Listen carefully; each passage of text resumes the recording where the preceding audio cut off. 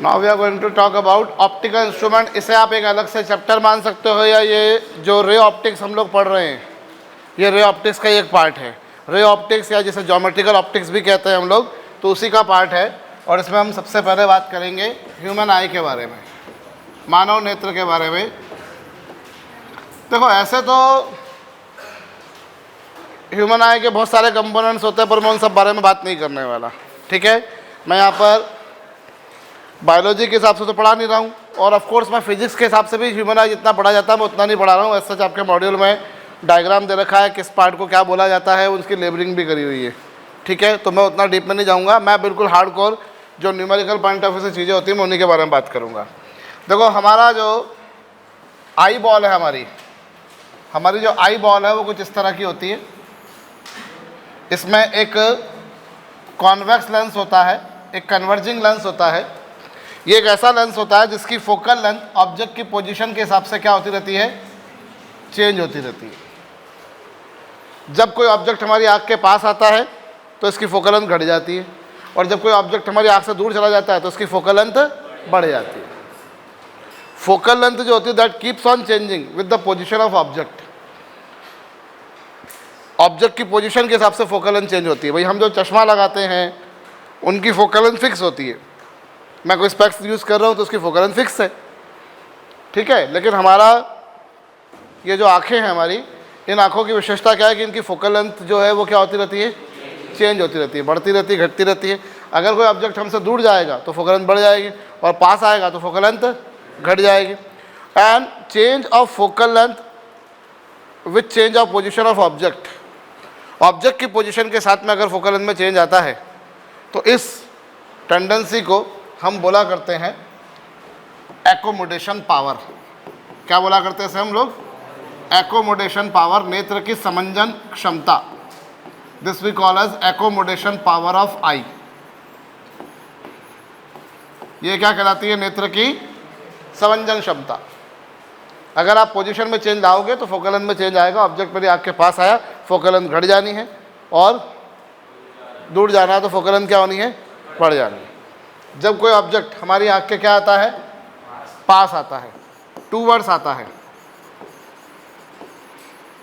जब टूवर्ड्स आता है तो फोकल लेंथ क्या होती है, and when it moves away from us तो फोकल लेंथ जो है वो क्या हो जाती है, जब वो दूर जाएगा तो फोकल लेंथ बढ़ेगी, और घट जाएगा, पास आएगा तो फोकल लेंथ घट जाएगी। और ऑब्जेक्ट और लेंस की फोकल लेंथ जो है वो चेंज हो रही है with change of position of object. इसे हम क्या बोलते हैं पृथ्वी, इसे हम बोलते हैं एकोमोडेशन पावर, नेत्र की समंजन क्षमता से।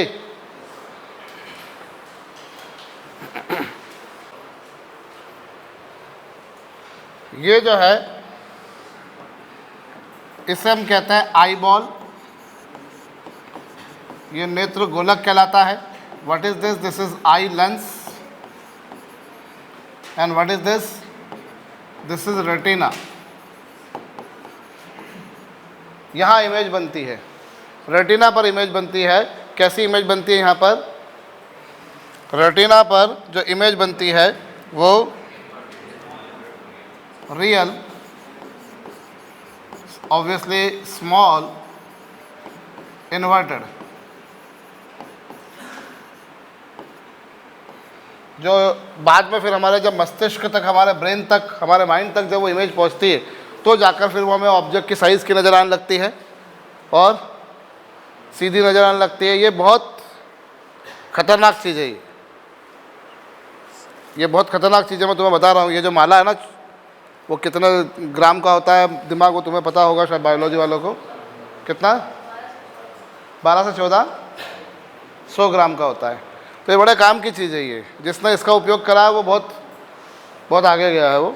ठीक है, कई लोगों ने डिस्ट्रक्टिव मैनर में भी यूज़ किया, बट कंस्ट्रक्टिव मैनर में भी अगर बात करी जाए तो ये बड़े काम की चीज़ है। तो ये जो यहाँ तो इमेज जो बन रही है वो रेटिना पर उल्टी बन रही है, रियल बन रही है, छोटी बन रही है। लेकिन जब वो इमेज कहाँ पहुँचती है, हमारे ब्रेन तक, तो वहाँ जाकर इमेज कैसी हो जाती है, सीधी हो जाती है, सेम साइज़ की हो जाती है। और रियल तो वो थी ही एनीवेज, कर लीजिए। अभी ये इमेज रियल है, इन्वर्टेड है और स्मॉल साइज़ की है, कहो ठीक है। इमेज रेटिना पर बनती है। अब बाई चांस अगर किसी भी कारण से अगर ये इमेज रेटिना पर ना बने, if this image is not formed at the position of retina itself, यदि वो इमेज रेटिना पर नहीं बनती तो हम बोलते हैं आई लेंस में, आई में डिफेक्ट है, नेत्र में दोष है, त्रुटि है, उसमें कुछ खामी है, कुछ कमी है। समझ रहे मेरी बात को? यदि इमेज रेटिना पर ना बने तो हम क्या बोलते हैं? Eye lens is defected. समझ रहे मेरी बात को? तो अभी हमको बात करनी है किस बारे में? Now we are going to talk about defects of I.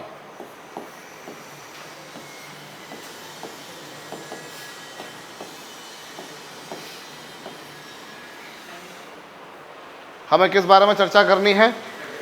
Defects of आई, नेत्र के दोष के बारे में बात करनी है। भिन्न भिन्न प्रकार के दोषों के बारे में हमें बात करनी है, ठीक है। उससे पहले मैं एक बात और बता दूं, वो बताना रह गई। कोई भी ऑब्जेक्ट हमारी आंख से मिनिमम कितनी डिस्टेंस पर हो कि मुझे वो क्लियर नजर आए विदाउट एनी स्ट्रेस, उस पोजीशन को हम बोलते होते हैं near point. What you mean by near point? Near point वो पोजीशन है जहां पर किसी ऑब्जेक्ट को रखा जाए तो विदाउट एनी स्ट्रेस मैं उसको देख सकता हूं। मैं मेरी आंखों पर बिना किसी तनाव लिए मैं उसे देख पाता हूं, वो पोजीशन कहलाती है नियर पॉइंट। और नियर पॉइंट जो है वो कितना होता है? तो मैं कल या परसों चर्चा कर रहा था तुमसे बायो इंस्ट्रूमेंटेशन के बारे में, तो ये अलग अलग कंट्रीज़ में अलग अलग होती है। नियर पॉइंट की वैल्यू हर जगह सेम नहीं होती। हम लोग हमारे भारत देश में इसे 25 सेंटीमीटर लेकर चलते हैं, ऐसा वो 24 सेंटीमीटर होती है, बट उसको हम थोड़ा 25 कर देते, कैलकुलेशन बिकम्स ईजी, ठीक है। पर आप अमेरिका में जाएंगे तो वहाँ पर 30 सेंटीमीटर कहा जाता है। तो ये अलग अलग कंट्रीज़ में, जैसा हम कल बात कर रहे थे ना कि भाई हमारे कंट्री में 15 साल का कोई लड़का है तो उसकी हाइट कितनी होना चाहिए, उसका वेट कितना होना चाहिए। यूएस में वो क्या होगा? वो अलग होगा। जैसे मैं इसका बड़ा कॉमन सा एग्जांपल बताता हूँ, मुझे बायोलॉजिकल टर्म्स नहीं पता तो हो सकता है तुम्हें वो मेरा टर्म सुनकर हंसी आए, लेकिन वो जो मेरे ख्याल से एम्ब्रायो जनरेट होता है, जो एम्ब्रियो बोलते हैं, ठीक है भैया मेरी प्रोनाउंसिएशन भी ख़राब है, तो वो जो एम्ब्रियो जनरेट होता है तो उसका निकालते हैं ना कि इतने महीने का हो गया है, तो वो कैसे निकाला जाता है? उसकी कैसे मालूम पड़ता है? उसकी लेंथ, उसका साइज, उसका वेट, उससे कैलकुलेशन लगाया जाता है कि इतने दिन का है या इतने महीने का है, उसके बेसिस पर वो कैलकुलेशन किया जाता है। तो वो कैलकुलेशन आप देखोगे, एक मशीन से आप कैलकुलेट करवाओगे अलग आएगा, दूसरे किसी आप सेंटर पे जाओगे तो वहाँ अलग आएगा। क्यों आएगा? क्योंकि दोनों मशीनें अलग अलग कंट्रीज़ की होंगी और उनके में जो डाटा फिक्स एडेड होगा वो अलग होगा। हालांकि अब तो बहुत जनरलाइज चीज़ें हो जाती हैं, जनरलाइज बोलूँ कस्टमाइज हो जाती है, सॉरी। तो अब तो इंडिया में अगर आया तो वो इंडिया के हिसाब से ही बना हो, उस पर डाटा फीड किया जाएगा, वरना वो कैसे मालूम पड़ता? क्योंकि एज जानने का कोई तरीका नहीं होता डायरेक्ट, वो इनडायरेक्टली कैलकुलेट की जाती है कि इतने महीने का हो चुका है, इतना वेट है, उसके बेसिस पर, उसका जो वेट है, उसका जो साइज़ है, उसके बेसिस पर। क्योंकि हमारे पास एक डाटा चल रहा है, हमारे पास एक डाटा चल रहा है कि इतने महीने का या इतने दिन का होने के बाद उसका साइज़ ये होता है और उसकी एज और उसका वेट इतना होता है, उसके बेसिस पर वो कैलकुलेशन किया जाता है। तो हमारे इंडिया में वो अलग चलेगा और यूएस में जाओगे तो वहाँ अलग चलेगा। तो डाटा अगर वहाँ का फीडेड है तो फिर उस हिसाब से काम होगा, ठीक है। और अगर आप एग्जैक्ट अगर निकाल लो तो अपने यहाँ जो भारत, हमारा जो खासतौर पर हिंदू सनातन का जो ज्योतिष विज्ञान है वो बड़ा सटीक बैठता है। तुम्हें मालूम होगा जो जैसे ज्योतिष विज्ञान में अगर हम लोग जो जन्म पत्रिका वगैरह बनाते हैं तो एक्चुअली हमारी जन्म पत्रिका बनती है वो कैसे बनती है कि किस डेट को तुम पैदा हुए थे, किस जगह पर तुम पैदा हुए थे, वहाँ का लॉन्जिट्यूड, लैटिट्यूड। ये तो कॉन्सेप्ट कब आया? बहुत लेट आया है लॉन्जिट्यूड लैटिट्यूड का। लेकिन अगर तुम उस ज्योतिष विज्ञान को देखोगे तो वो अरसे से चला आ रहा है, वर्षों पुराना। मतलब जब कोई और कुछ किसी चीज़ की कल्पना नहीं करता। तुम्हें मालूम होगा जो पंचांग होता है अपने यहाँ का, पंचांग जो बनता है वो कितना एग्जैक्ट बताता है वो कि कौन से ग्रह की कितने सालों बाद क्या पोजीशन होगी। वो पंचांग जो है वो बाज़ार में मिलते हैं, जब नया साल आता है तो कैलेंडर छपता है, लाला राम स्वरूप का, और भी एक दो आते हैं, वो शायद मेरे ख्याल से पूरे भारत देश में मिलते होंगे वो। तो वो कितना एग्जैक्ट बताता है कि ब्ला प्लैनेट की पोजीशन ब्ला ब्ला होगी। तो वो एग्जैक्ट जो बताता है, वो जो साइंस, जो नासा इतना करोड़ों अरबों रुपया खर्चा करने के बाद बताता है, वो 50 रुपये का पंचांग भी बता देता है। और वो नासा की मदद नहीं लेते, नासा उनकी मदद जरूर ले सकता है। अपन ने जो राम जी भगवान की मतलब राम जी भगवान को कई लोग बोलते हैं कि भैया वो थे या नहीं थे, तो वो कितने साल पहले थे, कब थे, अगर वो तुम निकालोगे तो वो सारी चीज़ें वैसी की वैसी कैलकुलेट होकर आती हैं। यहाँ से लंका की चढ़ाई उन्होंने करी, जब लंका पर गए तो लंका जाने के कितने डिस्टेंस, उसमें कितना टाइम लगा, वो टाइम अगर तुम निकालोगे तो एग्जैक्टली तुमको नासा भी वही बताएगा कि हाँ इतना ही टाइम आ रहा है। मतलब वो कैलकुलेशंस जो हैं, अपन देखते हैं सिंहस्थ का मेला हर 12 साल में आता है, कुंभ का मेला हर 12 साल में आता है या नहीं आता है? तो क्यों आता है? जो बृहस्पति ग्रह है जुपिटर, वो सूर्य की परिक्रमा एग्जैक्ट 12 साल में करता है। साइंटिफिकली अपनी सारी चीज़ें भैया अगर अपन सोचेंगे तो मतलब लोगों को पता नहीं है, और इसलिए क्या होता है, हमारे सामने कोई अपने धर्म का उपहास करके चला जाए तो we are not able to give the reply since we do not know the reasons. वरना जो एनर्जी का सबसे पहला लॉ तुम पढ़ते हो, जो साइंस का जो सबसे पहला लॉ पढ़ते हो, law of conservation of energy, energy can not be created, can be destroyed, only you can transform from one form to another form. अपन बोलते हैं किसने दिया, तो लोग अलग अलग लोगों के नाम बताएंगे, कोई बोलेगा आइंस्टाइन ने दिया, तो कोई बोलेगा न्यूटन ने दिया, तो कोई बोलेंगे नहीं नहीं सर फादर ऑफ केमिस्ट्री लेवाइजर ने दिया। अगर तुम इस लॉ को पढ़ोगे कि energy can not be created, can not be destroyed, आप केवल एक फॉर्म से दूसरी फॉर्म में ट्रांसफॉर्म कर सकते हो, ये नियम किसने दिया? ये नियम दिया भगवान श्री कृष्ण ने। भगवत गीता में बोला आत्मा अमर है, ना तो पैदा होती है ना मरती है, ना भीगती है ना उसको आग जला सकती है, वो तो केवल क्या होता है एक बॉडी से दूसरी बॉडी में। तो ये एनर्जी जो है हमारे अंदर, अब आप उसको अलग अलग तरीके से उसकी कल्पना कर सकते हो कि हाँ एक दिया जल रहा है, जैसे अपन पुराने टाइम में वो देखते थे कुछ पुरानी मूवीज़ वगैरह में या धार्मिक जो सीरियल होते थे कि हाँ एक दीपक सा जल रहा है, या कोई किसी की डेथ हुई तो वो एक ज्वाला निकल के चली गई। देखा होगा शायद कभी तुमने, कभी मुझे ध्यान है शायद मैंने किसी पुरानी सी मूवी में देखा था ये। तो पर ये होता है, साइंस प्रूव करता है। आप किसी व्यक्ति जो मरने वाला है उसको किसी केबिन में रख दिया ग्लास के, तो वो जब मरा वो तो वो केबिन फूट गया हो क्योंकि आत्मा बाहर निकली, तो केबिन फूटा हो। उसके मरने से जस्ट पहले और मरने के जस्ट बाद का वेट कैलकुलेट किया तो वेट में आपको कुछ माइन्यूट सा डिफरेंस मिला, तो इससे मालूम पड़ा कि आत्मा इतनी वेट की होती है। तो ये सब कहाँ लिखा है? ये हमारे पुराणों में लिखा है, हमारे ग्रंथों में लिखा है। हमें पता नहीं है, हम तिलक क्यों लगा रहे हैं, हम जनेऊ क्यों धारण कर रहे हैं, हम मंदिर जा रहे हैं तो हम क्यों अपना सिर ओढ़ रहे हैं। गुरुद्वारे में आप जाते हो हमेशा सिर ढक के जाते हो, वहाँ कोई कहीं कैसा भी आ जाए। और मंदिरों में तो हमारे यहाँ बहुत सारी चीज़ें हो गई कि आजकल जो जैसे जा रहा है वैसे जा रहा है, कोई शॉर्ट्स में जा रहा है तो कोई उटपटांग कपड़े पहन के जा रहा है, और किसी को टोक दिया जाए तो वहाँ वो बोलेंगे अरे आप कौन होते हो हमको टोकने वाले, हम आए मंदिर में हमारी मर्जी से आएंगे। आप बाकी गुरुद्वारे में जाओ, मजाल नहीं आपको जाने देंगे वो, और बाकी तो किसी और जगह की तो कल्पना ही नहीं कर सकते आप। तो चीज़ें अपनी बहुत साइंटिफिकली हैं, अगर हम उन पर गौर करेंगे तो मालूम पड़ेगा कि कितने सारे और बिल्कुल लॉजिकल फैक्ट्स के साथ में। ऐसा नहीं कि वो कुछ भी ऊट पटांग बोल दिया जाए। जब अपन इस बारे में बातें करने जाएंगे तो दिन निकल जाएंगे, इतना ज्ञान पड़ा हुआ है। समझो बात को। वापस हम मसले पर आ रहे हैं यहाँ पर। तो ये जो नियर पॉइंट है ये अलग अलग कंट्रीज में अलग अलग होता है। ये क्या है? हमारे देश में हम इसको कितना लेकर चलते हैं, लेकिन यूएस में ये अलग होगा।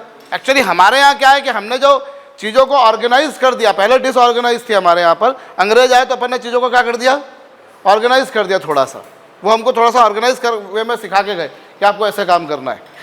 तो अपने यहाँ जो भी सिस्टम चल रहा है वो तुम सारे सिस्टम देखोगे तो वो कहाँ के सिस्टम है, अपने सारे ब्रिटेन के सिस्टम है, इंग्लैंड के सिस्टम है।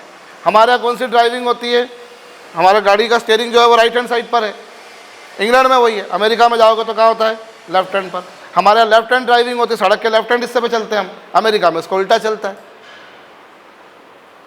मोस्टली जो यूरोपियन कंट्रीज़ हैं जो वो सब यूएस को फॉलो करते हैं, लेकिन हम लोग जो है भैया वो अंग्रेजों के अधीन रहे, इसलिए हम वो वाला सिस्टम फॉलो करते हैं जो अंग्रेजों ने हमको दिया है।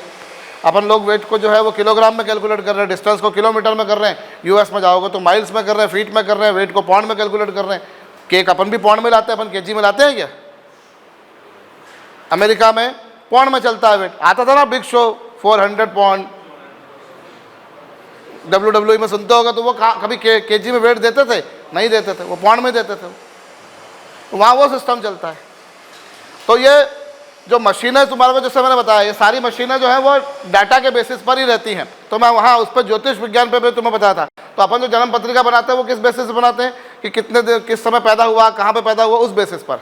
जबकि अगर एक्चुअल अगर आपका वो जो एम्ब्रियो जिसको बोल रहे हो तुम, वो जो किस समय पर वो बनता है, अगर वो हो जाए तो तुम्हारी जन्म पत्रिका एग्जैक्ट बनेगी।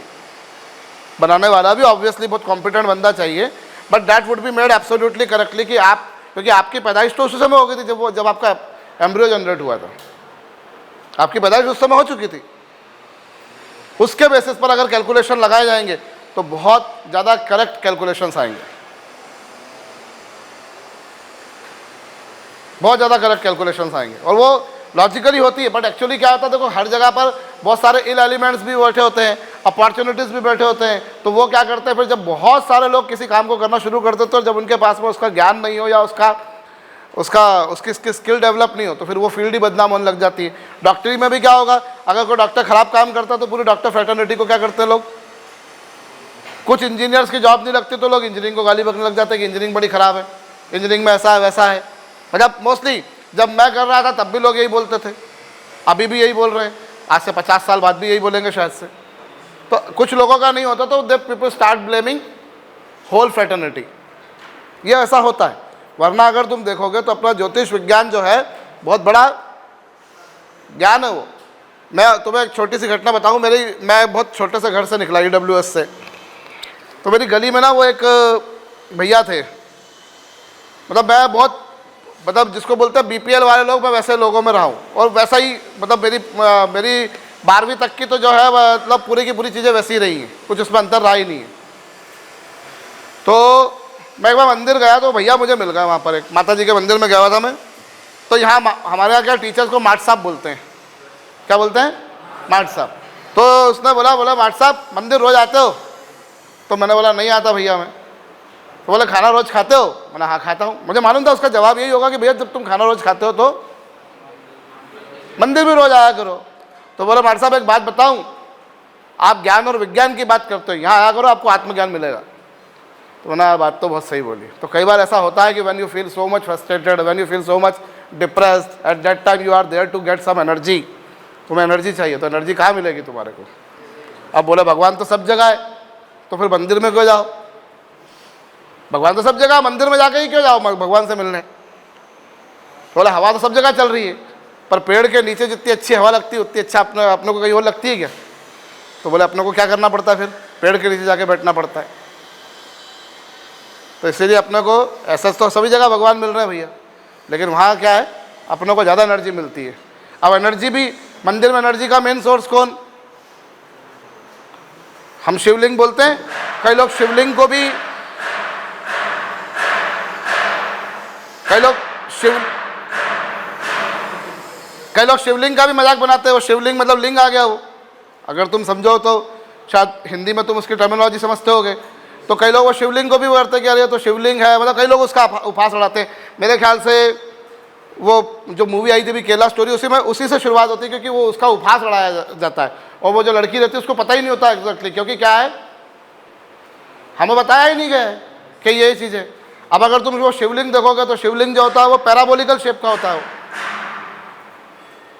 वो पैराबोलिकल शेप का होता है।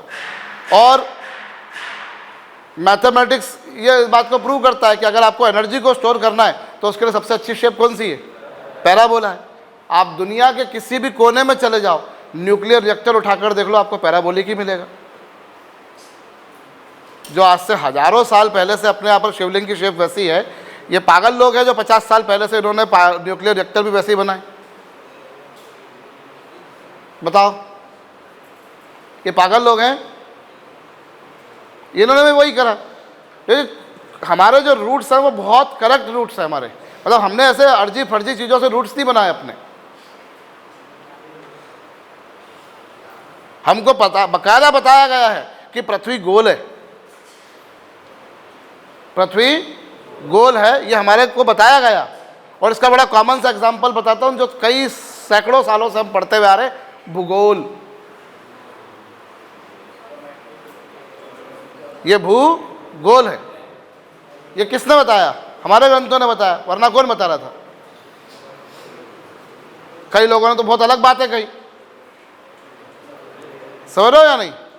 तो अगर तुम चीज़ों को समझोगे तो तुम्हें मालूम पड़ेगा कि नहीं यार, चीज़ें तो बड़ी मतलब ऐसी चीज़ें जो अपन अगर लॉजिक्स लगाने जाए, लोग मैथमेटिकल कैलकुलेशंस को फास्ट करना चाहते हैं, तो हम मैथमेटिकल कैलकुलेशन जो हमारे जो करते हैं, हम लोग जो सिस्टम को फॉलो करते हैं वो अच्छा है, क्योंकि हमारे को वही कन्वीनियंट है। इनफैक्ट मुझे तो मैं खुद इससे बड़ा इत्तेफाक रखता हूँ कि जो मैं बचपन से पढ़ता हुआ रहा हूँ, जो पहाड़ों से मैंने कैलकुलेशन करना सीखा है, वही मेरे लिए मोस्ट कन्वीनियंट है।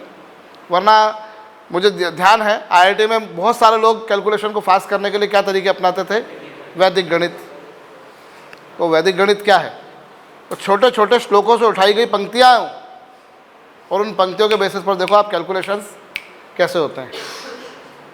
तो वी आर ब्लेस्ड कि हम ऐसे धर्म में पैदा हुए हैं, और ऐसे ही जानकार लोग हमारे यहाँ। हरिद्वार में चले जाओ तो तुमको तुम्हारी पिछली 7 पुश्तें बता देंगे वो, कि तुम्हारे पापा है, पापा के बारे में बताए ना बताए, तुम्हारे दादा के बारे में ज़रूर बता देंगे, तुम्हारे परदादा के बारे में ज़रूर बता देंगे, परदादा के बारे में ज़रूर बता देंगे। लिटरली बोल रहा हूँ मैं, मतलब तुम्हें लगेगा शायद ये मजाक लगे, लेकिन ये है। हम लोग डिस्कनेक्ट हो गए ना, हमारी जो जनरेशन है, हमारे पापा लोगों की जो जनरेशन है, उस समय से हम थोड़े डिस्कनेक्ट हो गए, क्योंकि हमको लगता है मॉडर्नाइजेशन अपनाना मतलब क्या है, to get departed away from our religion. If we are following our rules, if we are following our rituals, then we are some what you say backward kind of people. हम बड़े पिछड़े हुए लोग हैं। लेकिन अगर हम उन चीज़ों को देखेंगे तो तुम देखोगे तुम्हारे को मतलब उनके पास बड़ी बड़ी पोथियाँ पड़ी होंगी जो तुम्हारे को पता नहीं क्या क्या जानकारी दे देंगी, जो तुम्हें आज लगेगा कि शायद अरे यार ये तो क्या, मुझे मेरे परदादा का नाम नहीं पता, मुझे नहीं पता मेरे परदादा का नाम, लेकिन मैं अगर हरिद्वार में जाऊंगा और वहाँ बताऊंगा कि मैं फलाने गांव से आया हूँ, क्योंकि हम सबका ओरिजिन मुख्यतः कहाँ से हुआ है, हुआ तो कहीं ना कहीं गाँव से ही है। तो वहाँ अगर चले जाएंगे, वहाँ उनसे पूछेंगे तो वो बोलेंगे कि हाँ आपके परदादा ये थे, यहाँ रहते थे, यहाँ पे इनका व्यवसाय ये था, इतनी ज़मीन थी, शायद उसके बारे में भी जानकारी दे देंगे। वापस से अपन यहाँ पर आ रहे हैं। तो ह्यूमन आई के लिए नियर पॉइंट कितना है भैया हमारे लिए? 25 सेंटीमीटर। और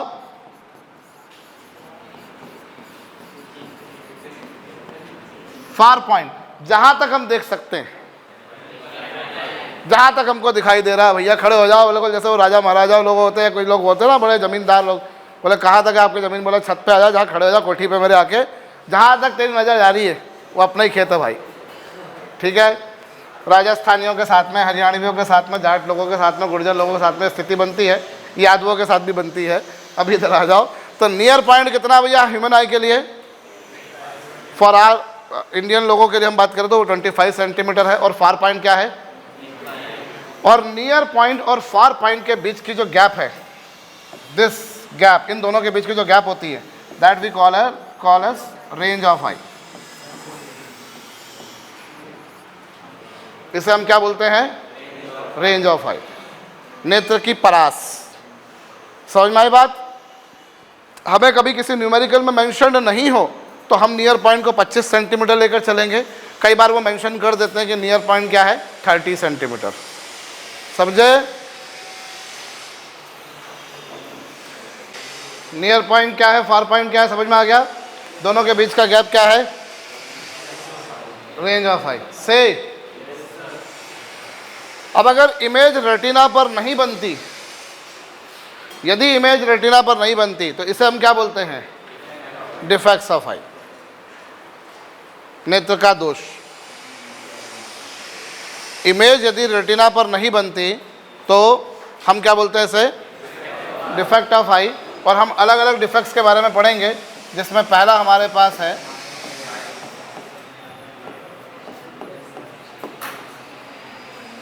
मायोपिया। मायोपिया जो है, इसे हम लोग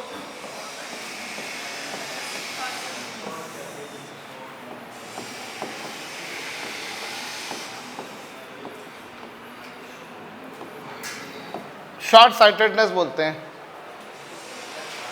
शॉर्ट साइटेडनेस में क्या होता है? शॉर्ट साइटेडनेस में लिसन, इसमें जो इमेज है,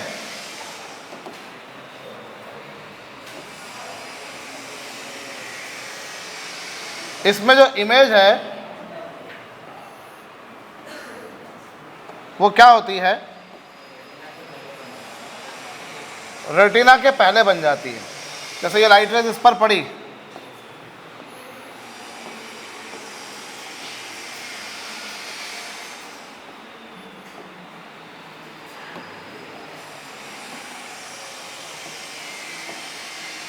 इमेज कहाँ बन जाती है, रेटिना के पहले।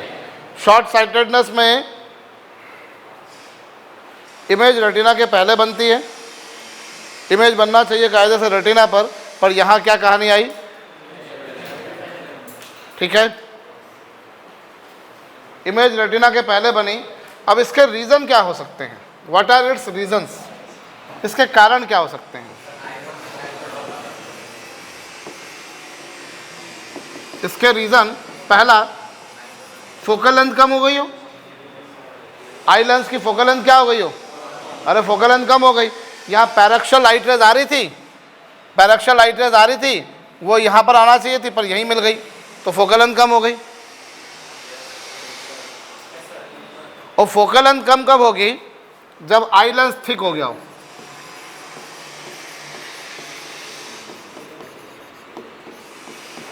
आई लेंस मोटा हो गया हो।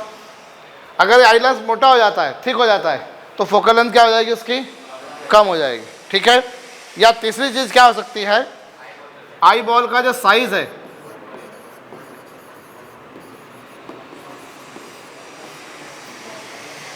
आई बॉल का साइज क्या हो गया हो, बढ़ गया हो।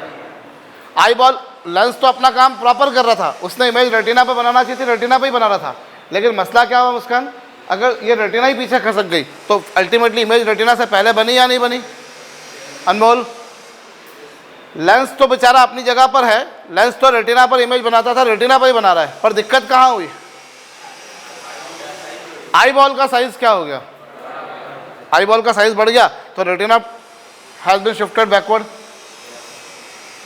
इमेज रेटिना पर बननी चाहिए थी पर रेटिना पर नहीं बनते हुए कहाँ बनी, उससे पहले। So these are the reasons, either of this thing can happen, ठीक है। फिर इससे रिजल्ट क्या हुआ, इससे निष्कर्ष क्या हुआ भैया, इसका रिजल्ट ये हुआ कि इसका रिजल्ट ये रहा कि नियर पॉइंट तो अपनी जगह रहा, नियर पॉइंट तो फिक्स रहा, पास की चीजें तो जैसे दिखनी चाहिए थी वैसे दिखी, लेकिन फार पॉइंट जो है, फार पॉइंट क्या था, एज सच क्या था फार पॉइंट, पर इन्फिनिटी पर नहीं दिखते हुए कहाँ आ रहा है, पहले आ गया। बोलो, फार पॉइंट जो है शिफ्ट्स टूवर्ड्स आई, वो आई की तरफ पास आ गया। समझ रहे मेरी बात को, क्या हुआ, नियर पॉइंट तो जो कहते हो as it is same to same वैसा का वैसा ही रहा भैया, लेकिन जो फार पॉइंट है वो कहाँ पर था एक्चुअली, इन्फिनिटी पर इन्फिनिटी पर होने की बजाय वो कहाँ खसक कर आ गया, आगे। तो मालूम पड़ रहा है मेरे को 2 मीटर के बाद की चीज़ नहीं दिख रही, 3 मीटर के बाद की नहीं दिख रही, 5 मीटर के बाद की नहीं दिख रही, कहो हाँ जी। तो इस केस में क्या होता है, नियर पॉइंट तो कॉपी पेस्ट रहता है, वैसा का वैसा ही रहता है, लेकिन फार पॉइंट खसक के कहाँ आ जाता है, आगे आ जाता है। तो इसकी रेमेडी क्या है, इसकी रेमेडी के बारे में बात करूं मैं, इसके निवारण के बारे में बात करूं मैं। ये आई बॉल है, इसकी रेमेडी क्या है,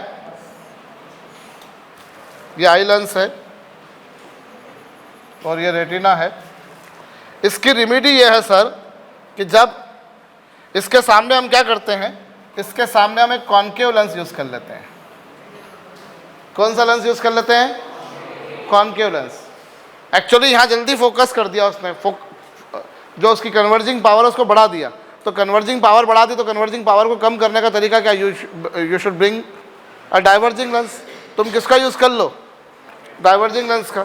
तो जब डाइवर्जिंग लेंस का यूज़ करोगे तो डाइवर्जिंग लेंस क्या करेगा, जब इस पर आप लाइट रेज डालोगे तो ये क्या करेगा, उनको कुछ फैला देगा, उसको डाइवर्ज कर देगा, और जब इसको डाइवर्ज कर देगा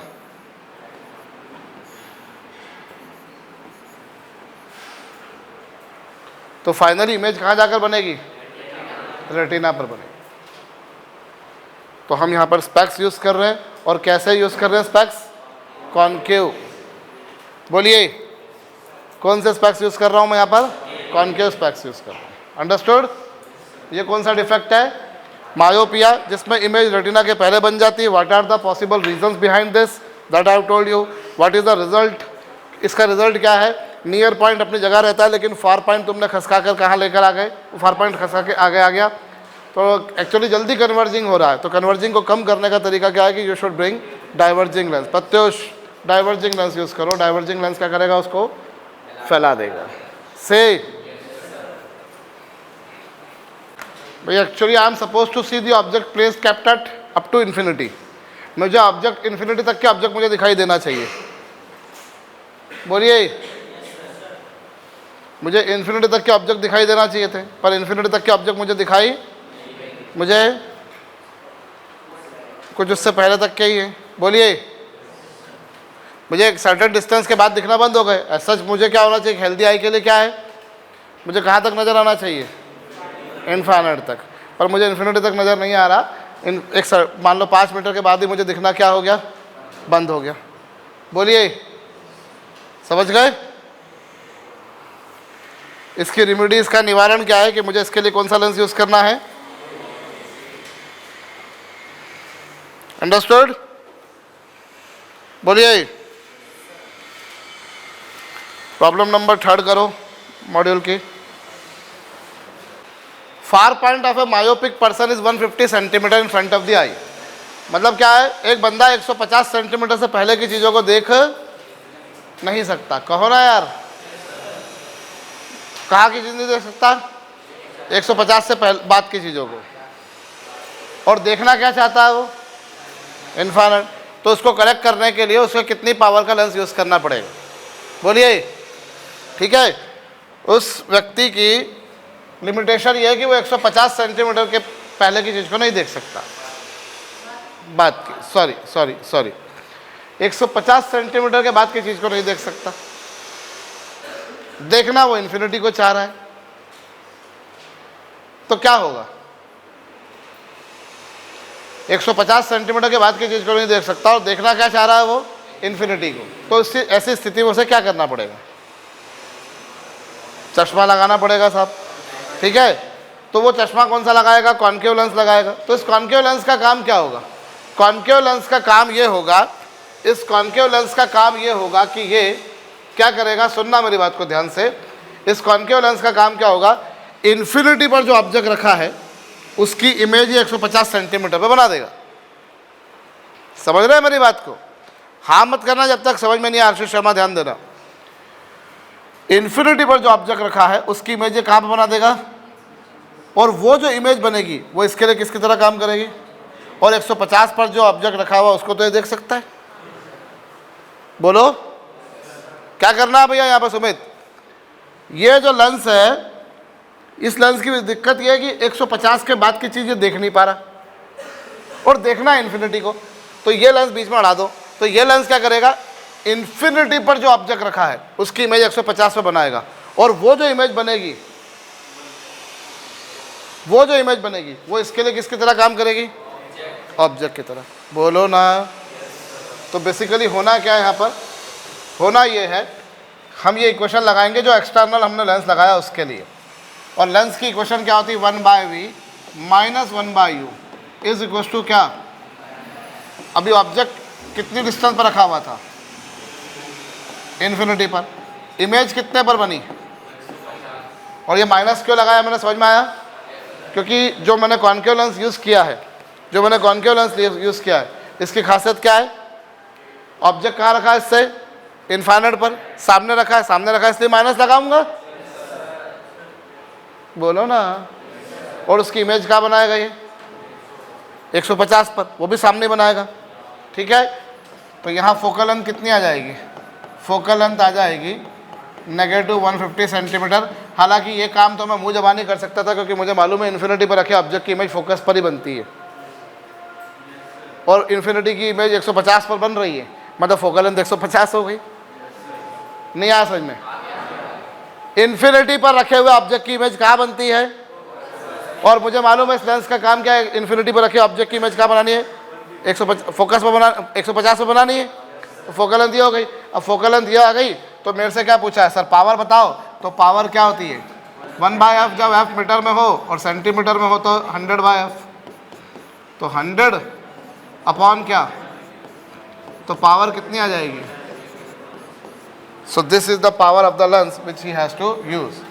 सो उसको अपनी उसकी इमेज को करेक्ट करने के लिए -2/3 डायोप्टर का लेंस यूज करना पड़ेगा। बोलो।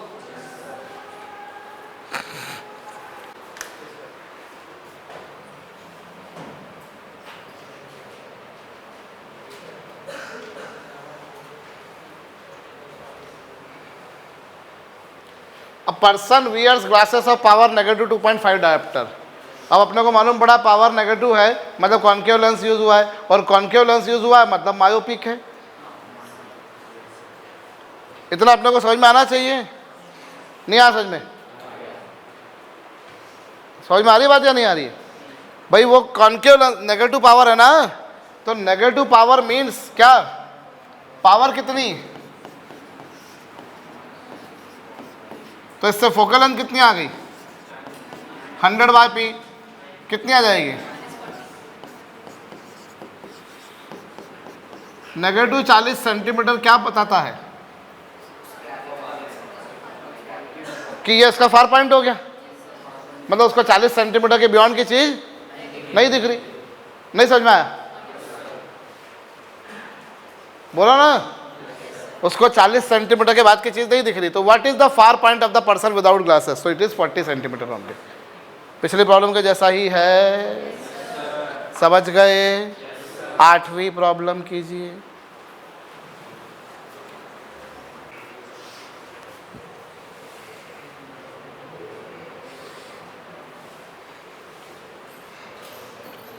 Near point of a hypermetropic, अच्छा ये है क्या?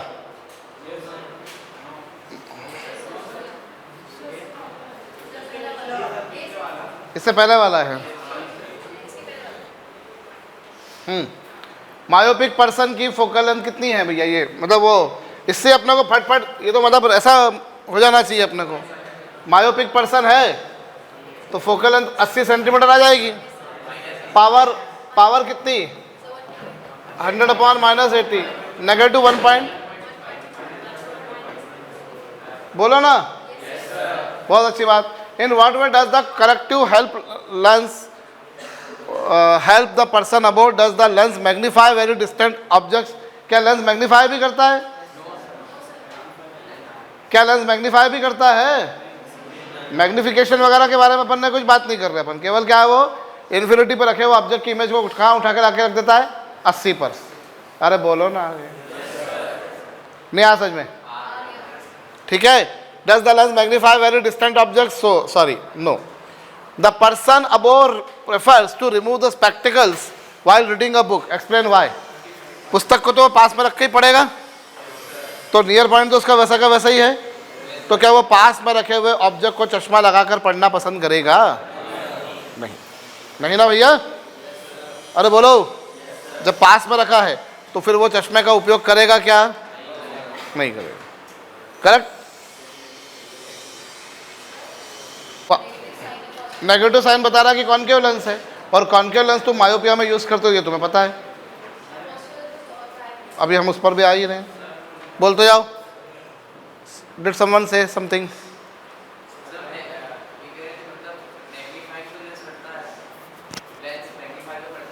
कैसे कैसे कैसे? उल्टा छोटी कर देगा ना, इन्फिनिटी पर रखे ऑब्जेक्ट की इमेज से छोटी कर देगा वो, अगर उस हिसाब से चला जाए तो। डिमिनिश कर रहा है उसको,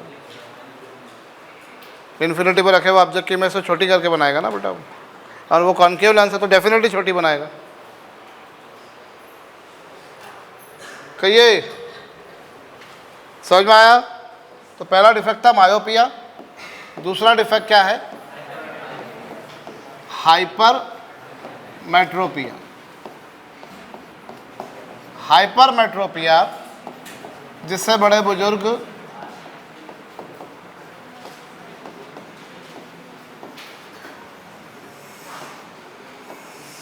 लॉन्ग साइटेडनेस भी कहते हैं, इसे हम लॉन्ग साइटेडनेस बोलेंगे। इस डिफेक्ट में क्या होता है, जो इमेज है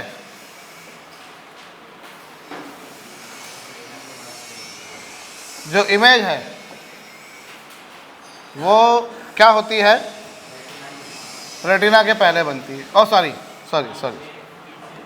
पीछे बनती है। इस कहानी में इमेज जो बन रही है वो रेटिना के क्या हो रही है, पीछे बन रही है। ठीक है, तो इसके रीजंस क्या हो सकते हैं, what are the possible reasons. Natural सी बात है, उसका बिल्कुल जो वहाँ पर थे उसके बिल्कुल उल्टे रीजंस हो जाएंगे। पहला, यहाँ फोकल लेंथ क्या हो गई होगी, दूसरा क्या, लेंस क्या हो गया हो,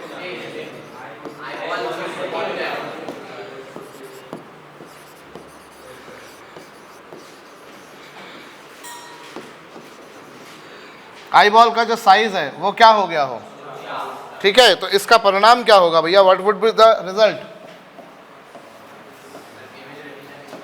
इस केस में फार पॉइंट तो क्या रहेगा, फिक्स रहेगा भैया, फार पॉइंट फिक्स रहेगा, वो अपनी जगह पर रहेगा, मतलब इन्फिनिटी तक की चीज़ें दिखती है, इन्फिनिटी तक की ही दिखेंगी। ठीक है, लेकिन जो नियर पॉइंट है, नियर पॉइंट क्या हो जाएगा, हमको 25 सेंटीमीटर तक से दिखना शुरू हो जाना चाहिए था, पर 25 नहीं, हमको मालूम पड़ रहा है 50 के बाद, 75 के बाद, 60 के बाद का दिख रहा है। उसके पहले का देखने में हमें बहुत स्ट्रेस आ रहा है भैया। ये आजकल ये डिफेक्ट बढ़ गया है, क्योंकि अब मोबाइल फ़ोन आ गए। एक टाइम था जब टीवी के कारण लोगों की नज़रें कमज़ोर होती थी, टीवी दूर रख कर देखा करते थे। अब क्या है भैया, सेल फोन के एडिक्शन हो गया है, तो ये डिफेक्ट कॉमन हो गया। तो नियर पॉइंट जो है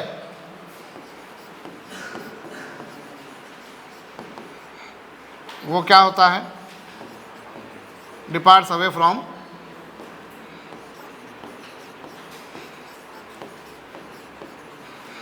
ठीक है, तो इसकी रेमेडी क्या होगी, इसकी रेमेडी क्या होगी सर, इसकी रेमेडी ये होगी कि हम यहाँ पर कौन सा लेंस यूज़ करेंगे, हम यहाँ पर कॉन्वेक्स लेंस यूज़ करेंगे। तो ये कॉन्वेक्स लेंस क्या करेगा,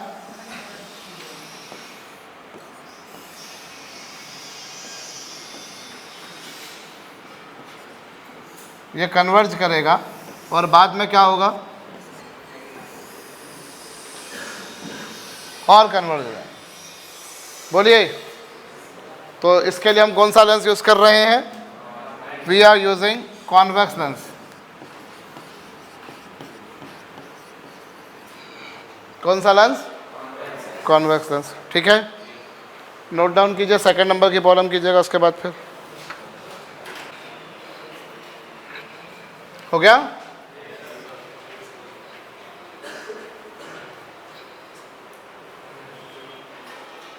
near point of a hypermetropic person is 50 centimetre, मतलब उसे 50 सेंटीमीटर से पहले की चीज़ दिखाई नहीं दे रही। वो जो पर्सन है वो 50 से पहले की चीज़ों को नहीं देख पा रहा, और देखना क्या चाह रहा है, 25 को। उसे अपने विजन को करेक्ट करना है, बोलो ना यार। उसे 50 से पहले की चीज़ दिखाई नहीं दे रही, और देखना क्या चाहेगा वो। तो ये जो चश्मा मैं लगाऊंगा आगे, उस चश्मे का काम क्या होगा,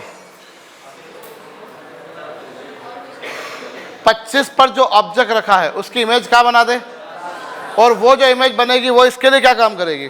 भाई पहले ये लेंस लगाया मैंने, तो इस लेंस ने क्या करना है, 25 पर जो ऑब्जेक्ट रखा हुआ है उसकी इमेज को क्या बना दे, वो 50 पर, वो इमेज 50 पर बन जाएगी। वो जो इमेज बनेगी वो इस लेंस के लिए किसकी तरह काम करेगी, ऑब्जेक्ट की तरह काम करेगी। कहो ना, वो ऑब्जेक्ट की तरह काम करेगी और वो नजर आएगा। तो इस लेंस का काम क्या, भाई I am going to apply this equation. मैं इसके लगाता हूँ, ये स्पेक्ट्स जो लगाऊंगा मैं उनके लिए। तो ऑब्जेक्ट कितने पर रखा हुआ है, 25 पर, इमेज उसने कहाँ बनाई, 50 पर। कहो समझ में आया या नहीं आया। 25 पर जो ऑब्जेक्ट रखा है उसकी इमेज कहाँ बनाई इसने? 50 पर। से what object is kept Divyanshu, object कहाँ रखा हुआ? 25 पर, और उसकी इमेज उसने कहाँ पर बनाई? निमिषा, समझ में आ रहा है? हाँ जी कार्तिकेय, ये जो चश्मा मैं लगाऊंगा, मेरी आंख की समस्या ये है कि मुझे 50 से पहले की चीज़ नज़र नहीं आ रही और देखना मुझे 25 की चीज़ है। तो इस लेंस का काम क्या होगा? ये जो लेंस मैंने लगाया है, इस लेंस का काम क्या होगा? 25 पर रखे हुए ऑब्जेक्ट की इमेज वो 50 पर बना देगा, और वो जो इमेज होगी वो मुझे नज़र आ सकती है। बोलो।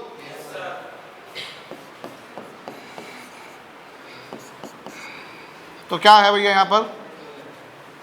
माइनस माइनस ये, इसको सॉल्व करके देखो आंसर कितना आएगा। आराम से एलसीएम लेकर सॉल्व करके देखो, एफ की वैल्यू कितनी आ रही है? Plus 50 centimetre means convex lens of focal length 50 centimetre. And what about it's power? तो उसकी पावर कितनी होगी?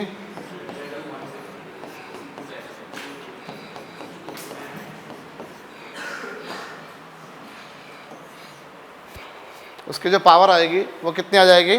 +2 dioptre. So he has to use the specs. ठीक है भैया।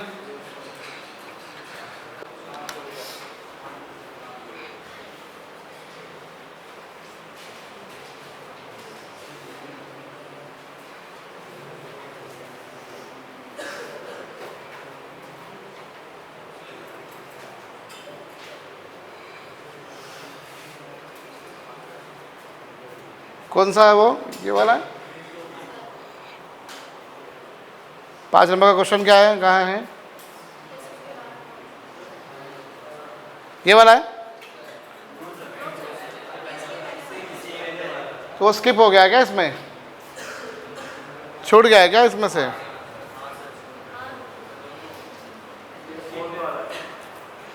पार्डन मी, छूट गया है वो शायद। ठीक है चलो कोई बात नहीं। 5वां हुआ तुमसे? क्या बोला उस 5वें क्वेश्चन में? बोला क्या है तुमसे?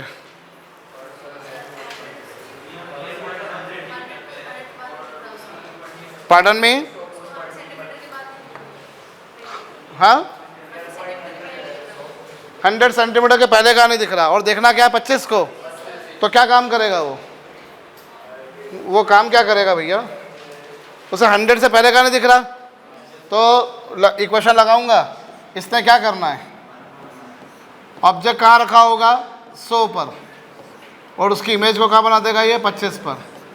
कुछ समझ में आ रहा है या नहीं आया? ऑब्जेक्ट कितने डिस्टेंस पर है?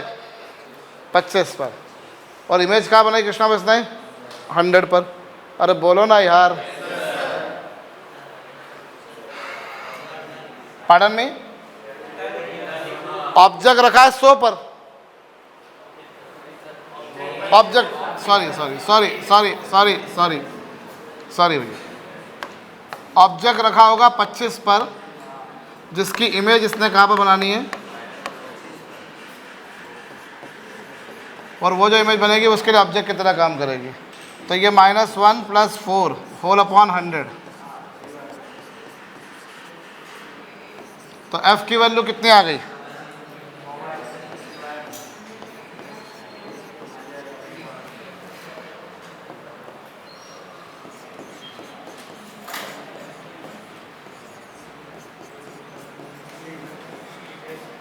तो पावर कितनी आएगी?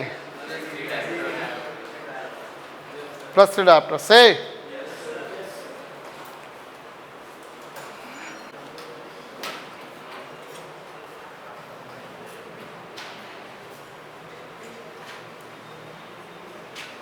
Near point of a hypermetropic person is 75 centimetre.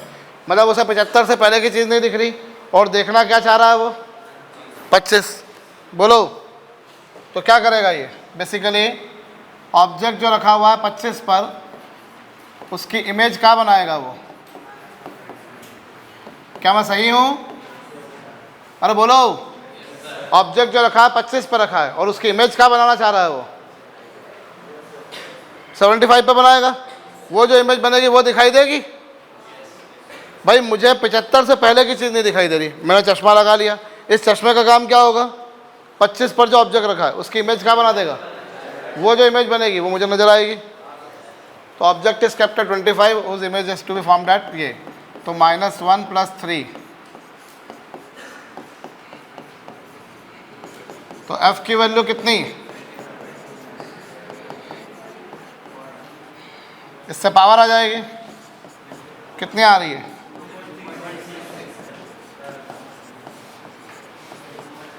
कितनी,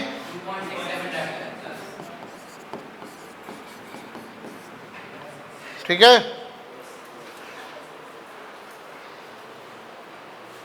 बोलिए। अरे मैं 6, 7 लिख लेता हूँ यार, अब तुम फिर मजे मत लो तुम।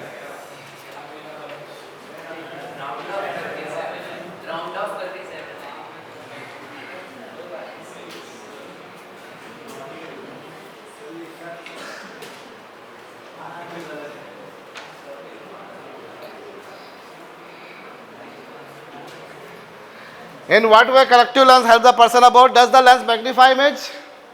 क्या लेंस मैग्नीफाई करेगा? करेगा।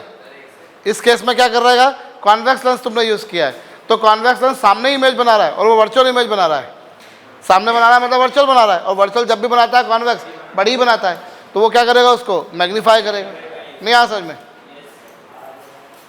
अरे तुमने कॉन्वेक्स लेंस यूज किया कि नहीं किया, और कॉन्वेक्स लेंस ने इमेज सामने ही बनाई कि नहीं बनाई, और कॉन्वेक्स लेंस जब सामने इमेज बनाता है तो वर्चुअल इमेज बनाता है, और जब वर्चुअल बनाता है तो इरेक्ट बनाता है, एनलार्ज बनाता है, एनलार्ज मतलब मैग्नीफाइड बनाता है। तो क्या उसने मैग्नीफाइड इमेज बनाई है? यस। अगली बात वो पूछ रहा है, अगर वो चश्मे को हटा देगा तो क्या उसको आसमान दिखाई देगा? क्या उसको आसमान दिखाई देगा?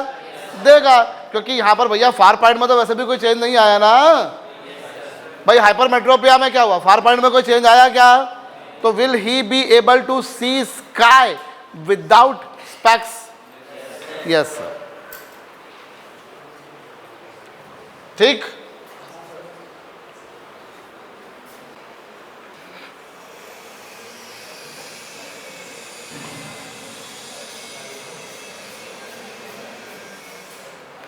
तीसरा डिफेक्ट है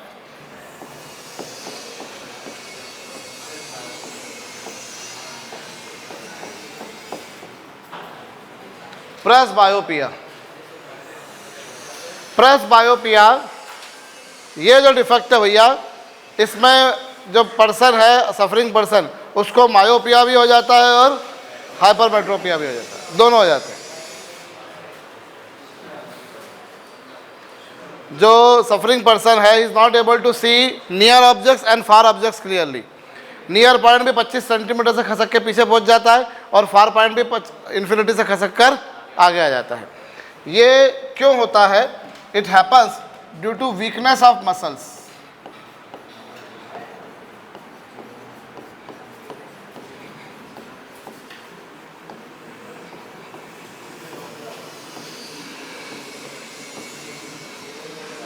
मांसपेशियों के कमजोर हो जाने के कारण बेसिकली मोस्टली जो होता है वो ओल्ड एज में होता है।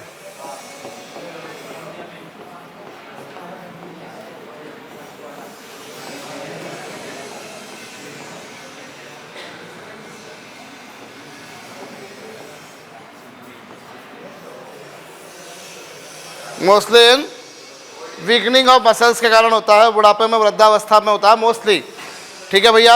हालांकि ये डिफेक्ट भी बहुत कॉमनली आजकल बहुत छोटे छोटे बच्चों पे भी मिलने लग गया है। वीकनिंग ऑफ, क्योंकि भैया वो टीवी भी देख रहे हैं और साथ में मोबाइल भी चला रहे हैं। ठीक है। अदरवाइज पहले तो यही था कि साहब ये जो है वो बड़े बड़े बुजुर्गों में पाया जाता है डिफेक्ट। तो ये वीकनिंग ऑफ मसल्स के कारण होता है। इसमें नियर पॉइंट भी अपनी जगह नहीं रहता, फार पॉइंट भी नहीं रहता। नियर पॉइंट जो 25 सेंटीमीटर पर होना चाहिए था वो 50 पे पहुंच गया, 75 पे, 60 पे, 1 मीटर पर, इस तरह से। और फार पॉइंट इन्फिनिटी पर होने की वजह खसक कर कहाँ आ गया? आगे आ गया। ठीक है। और इसकी रेमेडी क्या है? इसके लिए हम लोग बायफोकल लेंस यूज करते हैं। कौन सा लेंस? बायफोकल।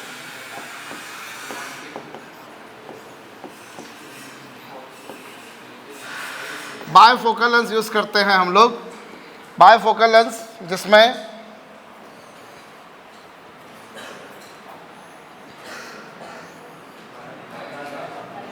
गांधी जी का चश्मा है, ये स्वच्छ भारत।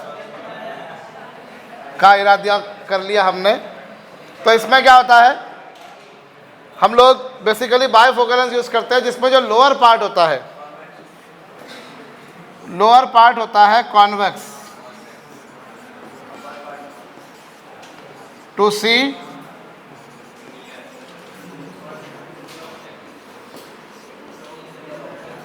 नियर ऑब्जेक्ट्स,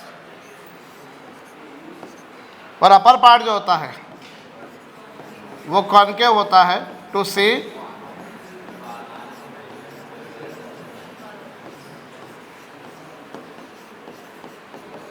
फार ऑब्जेक्ट। ठीक है,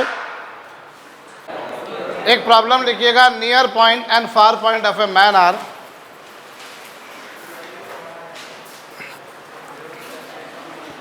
near point and far point of a man are 60 centimeter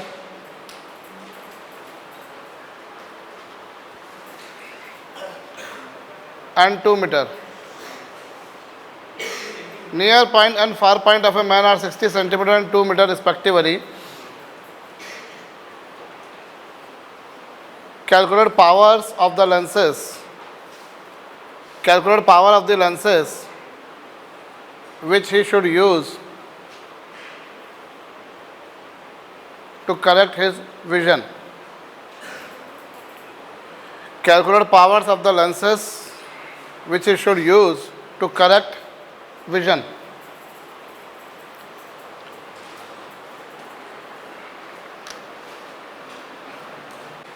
हुआ? नियर पॉइंट कितना है उसका? 60। अब करना क्या है उसको? उसको करना क्या है? 60 से पहले की चीज उसको दिखाई नहीं दे रही, और देखना क्या चाहता है वो? 25 को। तो ये क्या करेगा लेंस? 25 की इमेज को कहाँ बना देगा? 60 पर। नहीं आ समझ में? अरे बोलो ना मयंक। 60 से पहले की चीज़ उसको दिखाई नहीं दे रही, और देखना क्या था उसको? 25 को। तो 25 की इमेज को वो कहाँ बना दे? 60 पर। 25 की इमेज को, ऑब्जेक्ट 25 पर है और ऑब्जेक्ट का इमेज कहाँ बना दी उसने? बोलो। ऑब्जेक्ट इज केप्ट एट 25 और इमेज उसकी कहाँ बनना चाहिए आनंद सिंह? 60 पर। एलसीएम कितना आएगा दोनों का? 150 बालक नहीं आएगा, 300 कर लो। ठीक है, 300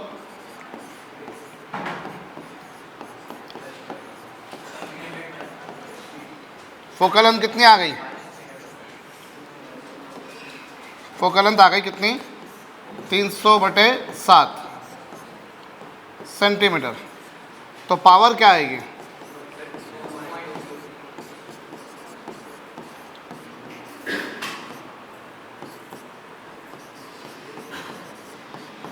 इतना डायप्टर का 2.67 डायप्टर का पावर लेंस उसको यूज़ करना पड़ेगा। बोलो। और दूसरे केस में क्या बोल रहे हैं? उसको कितने 2 मीटर के बाद कहने दिख रहा, और देखना क्या है उसको? तो इस केस में तो तुम्हारे को मुँह जबानी आंसर आ जाना चाहिए। एफ की वैल्यू कितनी होगी? -2 ही होती है। वरना यूँ समझो कि ऑब्जेक्ट रखा है इन्फिनिटी पर और इमेज उसने कहाँ बनाई? 2 पर। अरे कहो, तो एफ की वैल्यू कितनी आ जाएगी? तो पावर कितनी आ गई इससे?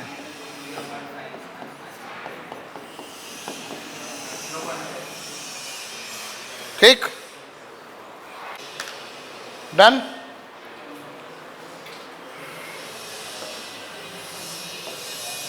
इसके लिए मैं तुम्हारे को एक शॉर्टकट फार्मूला बता रहा हूं भैया। इसका एक शॉर्टकट शॉर्ट ट्रिक समझ लेना। इसकी सिंपल सा फार्मूला तुम्हें बता रहा हूं मैं। हमने जो पिछली 4-5 प्रॉब्लम सारी करी हैं, या जितनी प्रॉब्लम्स वो सारी हो सकती हैं।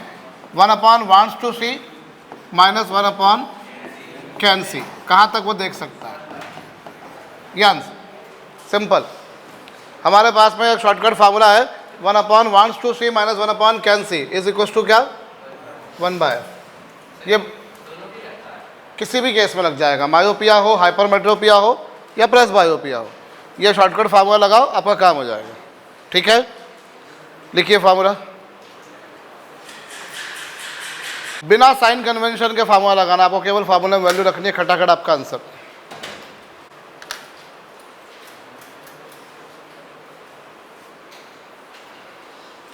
ठीक है,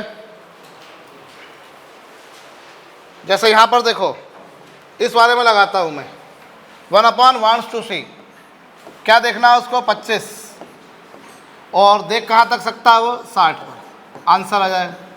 लगाओ, देखना है उसको 25 और देख सकता है वो 60 तक। कोई साइन कन्वेंशन नहीं लगाना, आपको फार्मूला में वैल्यूज पुट करनी है, आंसर आ जाए। नहीं आ समझ में? आप यहाँ आओ, यहाँ पर आपको क्या देखना है 1/2c इन्फिनिटी, और देख क्या सकता है वो 2 मीटर। ये लीजिए, आंसर आ गया। नहीं आ समझ में? आपने जितने भी पिछली प्रॉब्लम्स करी डायरेक्ट इस फार्मूला से लगा सकते हो। प्रियवंश बोलो। 1/(1/2c) infinity, can see. नहीं आ समझ में? एफ की वैल्यू कितनी सर? पावर कितनी आएगी?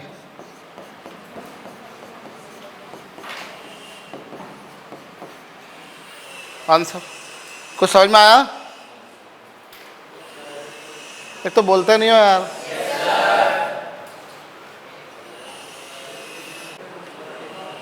डन। आप जो पहले प्रॉब्लम्स करी आपने वो देख लो आप सारी। जैसे ये 1/, यहाँ तो चलो पावर ये, जैसे अपन इस प्रॉब्लम को देखें 1/(1/2c), देखना क्या उसको इन्फिनिटी को, देखना क्या उसको इन्फिनिटी को, और देख क्या सकता है 50 को। लगाइए आंसर आगे। 1/(1/2c), कहाँ कुछ गलती हो रही है? ये वाला सवाल अगर अपन देखें, अच्छा वो, हाँ ठीक, इस वाले सवाल को देखें अगर अपन, इसमें क्या था, उसको देखना क्या था 25 को, और देख क्या सकता था वो 50 को। नहीं आया समझ में? अरे कुछ समझ में आया कि नहीं आया? हमने जो पिछली अभी 4-5 प्रॉब्लम्स करी, आप किसी भी प्रॉब्लम को करके देख लो। 1/(1/2c) - 1/(can c) = 1/f, चैप्टर क्लोज से। ठीक है,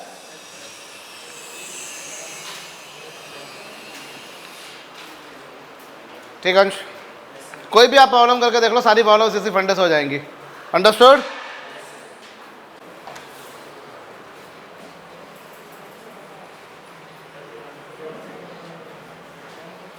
अ person wears eye glasses with this power.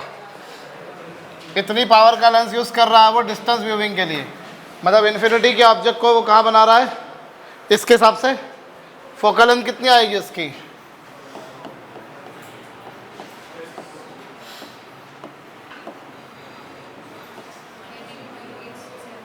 Focal length इतनी आ रही है? हाँ जी, फोकल लेंथ इतनी आ गई। अब क्या बोला तुमसे? ये तो किसके लिए है? ये फार पॉइंट के लिए, ये मतलब उसको जो मायोपिया उसके लिए ये पावर लेंस यूज हो रहा है, बोलो ना। अब उसका डॉक्टर उसको क्या प्रिस्क्राइब कर रहा है? ये तो किसके लिए हो गया? फार पॉइंट के लिए। अगर उसका फार पॉइंट निकालने को बोला तो फार पॉइंट भी ऐसे कैसे ही आ गया, कॉपी पेस्ट। फार पॉइंट क्या होगा उसका? इतना ही आ गया, 100/5.5 इतना कहो ना। वरना अपन यहाँ पर देखें तो 1/(1/2c) - 1/can c, can c मतलब फार पॉइंट आ जाएगा। अरे बोलो ना यार। और = 1/f, f की वैल्यू कितनी तुम्हारे पास में? क्या मेरी बात आपको समझ में आई? सुनाई कम पड़ता है मेरे को? तो ये तो हो गई फार पॉइंट वाली बात। अब नियर पॉइंट के लिए क्या बोला उसका डॉक्टर, उसको क्या प्रिस्क्राइब कर रहा है? ये नियर विजन के लिए। ठीक है, तो नियर विजन के लिए उसका नियर विजन का पॉइंट भी बताना आपने को। तो अब अपन वापस से इसके लिए फार्मूला लगाते हैं। 1/(1/2c), उसे क्या देखना होगा 25 सेंटीमीटर, और कितना वो देख सकता है, तो ये उसका नियर पॉइंट = 1/f, और f की वैल्यू कितनी आएगी? पावर इतनी है तो f की वैल्यू कितनी होगी? कुछ समझ में आया मैंने क्या बोला? नहीं आया समझ में? हाँ में हाँ मत मिलाना मेरी, पहले सोचना समझना। बोलो 1/, wants to see 25 देखना है। 1/, can see से आ जाएगा उसका नियर पॉइंट, कहाँ तक वो देख सकता है। ठीक है भाई Rishabh, is equal to 1/f। और f की वैल्यू कितनी, क्योंकि पावर कितनी है उसकी 1.5, तो फोकल लेंथ कितनी होगी 100/1.5। हाँ जी समझ गए? तो यहां से तुम्हारे पास में क्या आ जाएगी, इसको इधर ले जाओ, ये इधर ले आओ, तो 1/25 माइनस 1.5 क्या इज इक्वल टू क्या आएगा, करेक्ट। एलसीएम लो जाओगे 100 आ जाएगा, तो यहाँ 4 माइनस 1.5/100। एफ की वैल्यू निकालो, कैंसी अगर निकालोगे तो 40 सेंटीमीटर आ रहा है मेरे ख्याल से। कितना आ रहा है?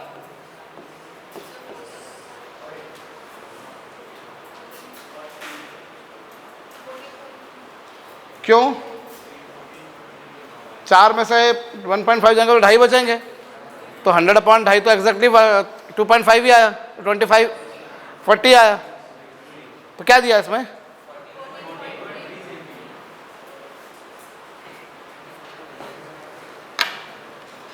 $14.3 तो वहां आ रहा है क्या? नहीं, कुछ मिसप्रिंटिंग यार।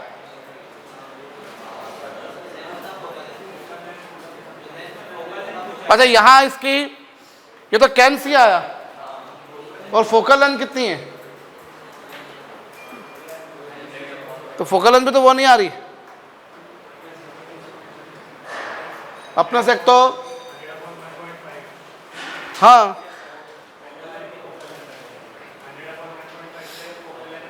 कितनी आ रही है वो?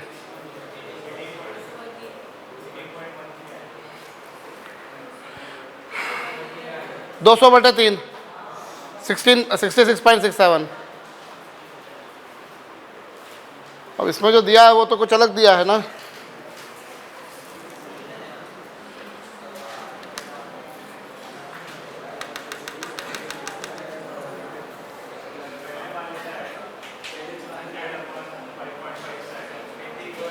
कितना आ रहा है वो?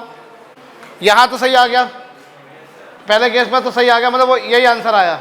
दूसरे केस में नियर पॉइंट जो आ रहा है वो 40 सेंटीमीटर आ रहा है।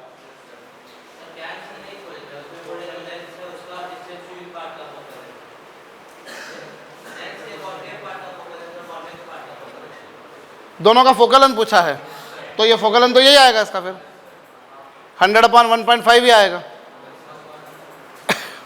अपने से तो यही पूछा था केवल,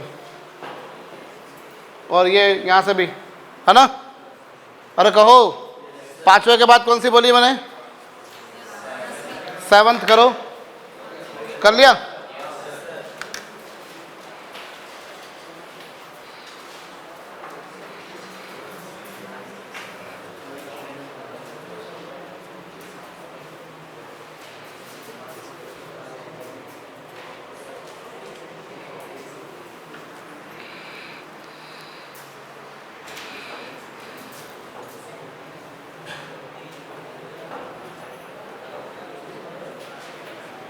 एक शॉर्ट साइटेडनेस पर्सन है जो 16 सेंटीमीटर को डिस्टिंक्टली देख पाता है।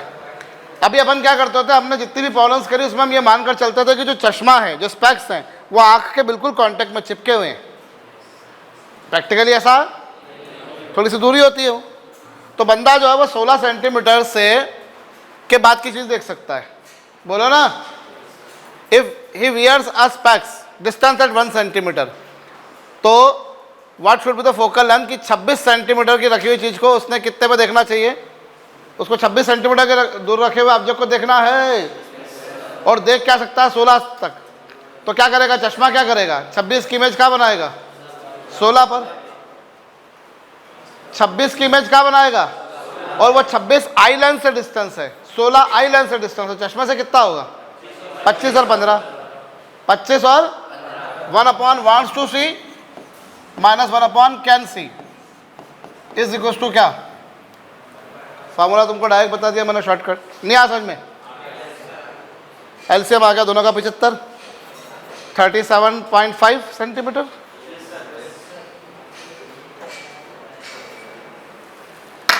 हाँ जी,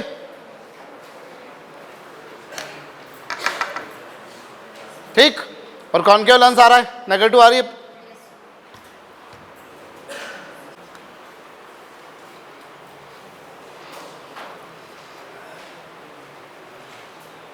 this one person can see clearly up to 80 centimetre. 80 centimetre के बाद की चीज उसको दिखाई नहीं देती। और ये लेंस का how far can he see clearly, अब वो कितना देख सकता है। तो देखो फोकल लेंथ कितनी है यहाँ पर, फोकल लेंथ जो निकालोगे तो 100 upon minus 0.8 will become negative 125 centimetre. बोलो, ये फोकल लेंथ आई उस लेंस की। बंदा 80 सेंटीमीटर तक की चीज देख सकता है, उसने ये चश्मा लगाया। तो अब बोल रहे चश्मा लगाने के बाद वो कब तक का देख सकता है, वो बताइए। ऐसा अपन नॉर्मलाइज मैनर में ये बोलते हैं कि चश्मा लगा दो तो थर्ड इन्फिनिटी तक का दिखाई देना चाहिए उसको। चश्मा लगा देने के बाद उसको कहां तक दिखाई देना चाहिए, इन्फिनिटी तक दिखाई देना चाहिए। पर उसको क्या दिखाई दे रहा है, अपने को वो पूछा कि कहां तक वो देख पा रहा है। ठीक है, तो बेसिकली क्या होगा, 1 wants to see, वो कहां तक देख पा रहा है। अगर अपन बात करें तो वो ऐसा नॉर्मलाइज मैनर में तो इन्फिनिटी होता है। अब मसला ये है कि बंदा कहां तक देख सकता है, मतलब इमेज कहां बनना चाहिए, 80 पर। अब अपन लेंस इक्वेशन लगा रहा हूं मैं, कौन सी equation, 1/v minus 1/u is equal to 1/f। Image कहां बनना चाहिए, ऑब्जेक्ट कहां रखा है, मालूम नहीं, मालूम नहीं, मालूम नहीं भैया। और फोकल लेंथ कितनी है, समझ गए।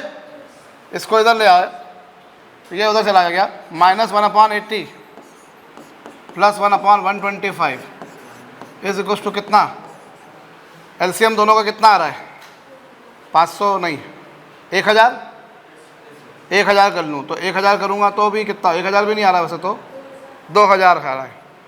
तो 2000 तो यहाँ कितना आ जाएगा, -25। और यहाँ कितना, तो u की वैल्यू कितनी, -400। मतलब इस चश्मे को लगा देने के बाद वो मैक्सिमम कहाँ तक देख पाएगा, 400 तक। कुछ समझ में आया प्रश्न क्या कह रहा है, नहीं आया। बंदे को दिखाई देता है 80 सेंटीमीटर तक, उसके बाद का दिखाई नहीं देता। अब उसने चश्मा कितनी पावर का लगाया, मतलब कितनी फोकल लेंथ का लगाया। तो वो चश्मा लगा देने के बाद वो कहाँ तक देख पा रहा है वो पूछ रहे हैं, चश्मा लगा देने के बाद वो कहाँ तक देख पा रहा है वो पूछ रहे हैं। हाँ जी, हम नॉर्मलाइज मैनर में चश्मा लगाते हैं तो चश्मा लगा देते हैं तो हमको कहाँ तक दिखाई देना चाहिए, कहाँ तक दिखाई देना चाहिए, इनफाइनाइट तक दिखाई देना चाहिए, दिखाई देना चाहिए। पर उसने उस पावर का चश्मा लगाया ही नहीं कि उसको इन्फिनिटी तक दिखाई दे, उसने पावर का लगाया -0.8 डायोप्टर। अब बताओ वो कहाँ तक देख पा रहा है, सिंपल सा प्रश्न ये पूछा है। समझ में आया कि नहीं आया, अदरवाइज फार्मूला भी लगा सकते थे, 1/1/c है वो का, उस हिसाब से भी चलना चाहो तो वैसा कर लो। 1/1/c अपने को मालूम करना है भैया, 1/1/c माइनस 1 कैन सी, कहाँ तक देख सकता है वो। और ये फोकल, ये कितना है तुम्हारे पास,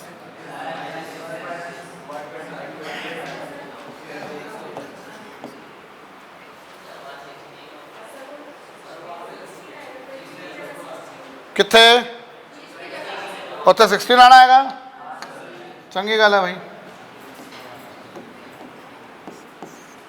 सर को एलसीएम लेते नहीं आता, अगर कैसे गवार सर है तुम्हारे, सर को 2.66 लिखना चाहिए, 2.67 लिख रहे हैं सॉरी।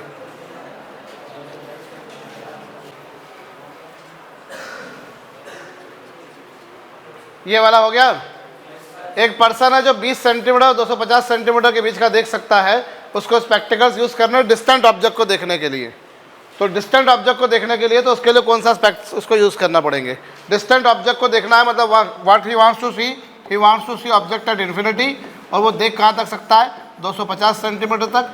यहाँ से फोकल लेंथ निकालिए जनाब, खटाखट से -250 सेंटीमीटर आ जाएगी। पावर निकालने जाऊँगा सर, -0.4 डायोप्टर आ जाएगी। बताओ, खेल खत्म। बोलो and what is it's least distance of vision, उसकी लीस्ट डिस्टेंस क्या होगी ये पूछी है, तो least distance of distinct vision क्या होगी, तो साहब वो 20 सेंटीमीटर है, बात ही खत्म। 20 सेंटीमीटर देख पा रहा हो, नहीं आ समझ में?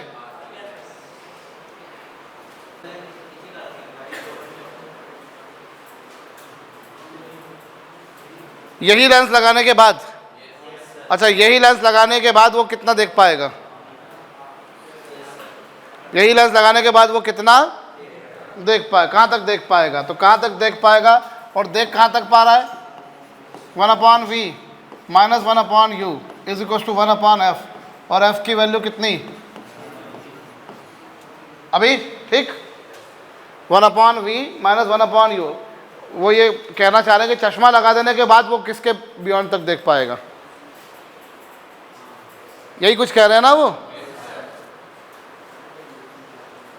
चश्मा लगा देने के बाद फिर वो किस जगह आपके बाद देख पाएगा, कहो।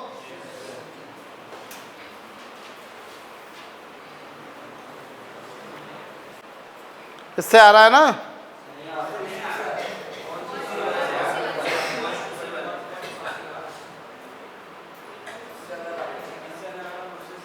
वन अपॉन वांट्स टू सी, मतलब वो नेगेटिव पॉजिटिव का पस्ता फंस रहा है क्या, बाकी तो आ रहा है।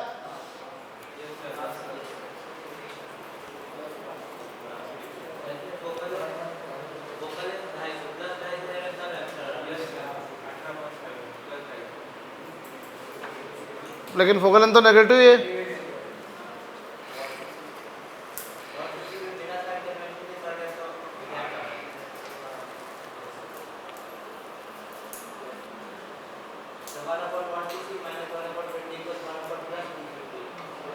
पर प्लस 1/250 कैसे करूँ मैं, है तो फोकल लेंथ नेगेटिव ही।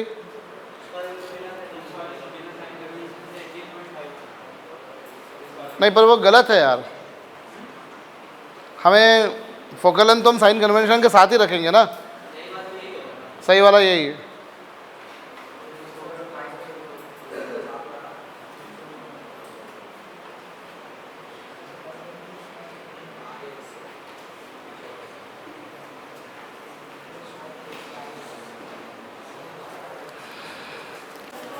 Thirteenth,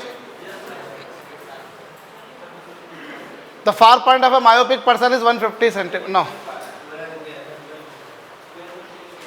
ये हो गया शॉर्ट साइटेडनेस जो है बंदे को, तो उसका नियर पॉइंट क्या है, ये फार पॉइंट, फोकल लेंथ कितनी आएगी इसकी, 100 अपॉन कितना,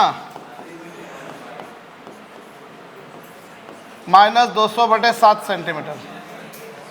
His doctor prescribes a correction for near vision, near point और फार पॉइंट के लिए अपने को देखना है, तो ये फार पॉइंट के लिए तो कितनी फोकल लेंथ लगेगी उसको, अरे फार पॉइंट के लिए कितनी फोकल लेंथ, तो कुछ है ही नहीं यार, फिर पावर दे रखी, दोनों बार फोकल लेंथ निकालनी है ना बस खाली, दूसरी बार पावर फोकल लेंथ कितनी,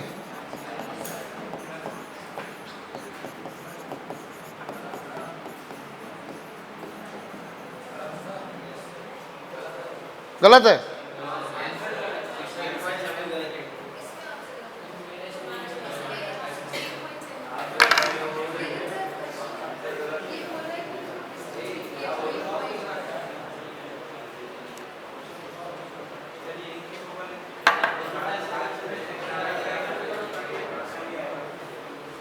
कहाँ गलती है हो रही है, मतलब पहला वाला सही है,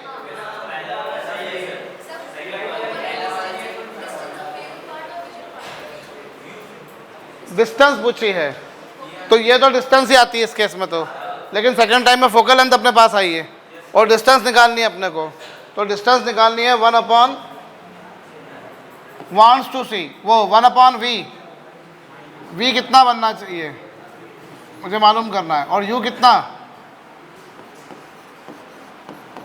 फोकल लेंथ कितनी, कुछ समझ में आया मैंने क्या करा, 25 सेंटीमीटर है, लेकिन 25 की इमेज कहाँ बने वही जानना है ना तुम्हारे को, ऑब्जेक्ट कहाँ रखा हुआ है, 25 पर रखा हुआ है, और 25 की इमेज कहाँ पर बने, that exactly I want to see. तो ऑब्जेक्ट रखा हुआ है 25 पर इमेज कहाँ बन रही है मुझे मालूम करना है सर। सत्योष, सुमित, ऑब्जेक्ट रखा हुआ है 25 पर, इमेज कहाँ बन रही है that I want to find out. Patel, focal length हमारे पास में ऑलरेडी आ गई है, इससे हमारे पास में आ जाएगा। So what is this 1/v is equal to कितना, दैट बिकम्स नेगेटिव, तो 1/40 माइनस 1/25, एलसीएम हमारा 200। फटाफट से ये कितना हो गया 5, ये कितना हो गया 8। आंसर आ रहा है इससे?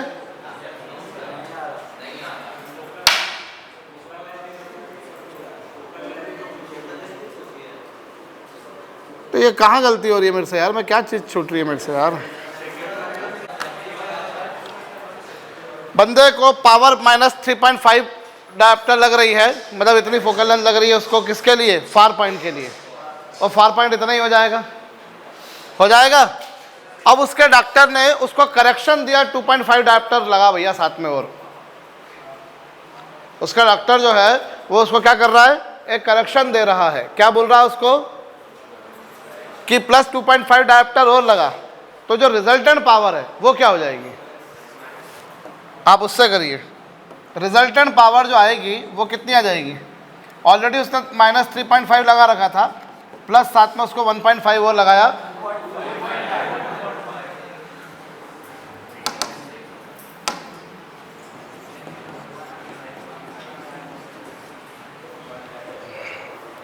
-1 डायप्टर। पार्डन मी,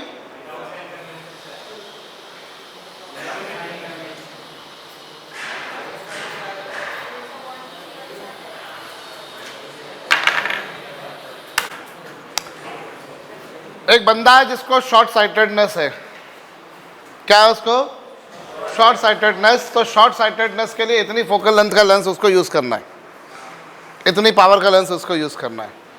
अब अगर उसको नियर ऑब्जेक्ट देखना है तो डॉक्टर बोल रहा है कि तेरे को भैया प्लस 2.5 डायप्टर लगेगा। समझना क्वेश्चन को, अगर उसको नियर ऑब्जेक्ट देखना है तो उसको प्लस 2.5 डायप्टर लगाना है।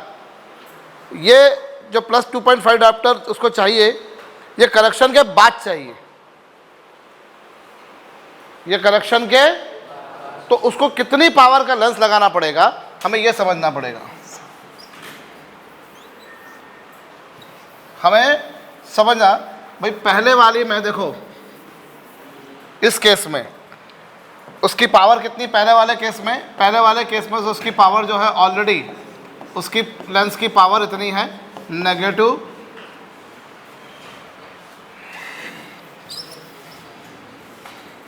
फोकल लेंथ जो है वो कितनी है,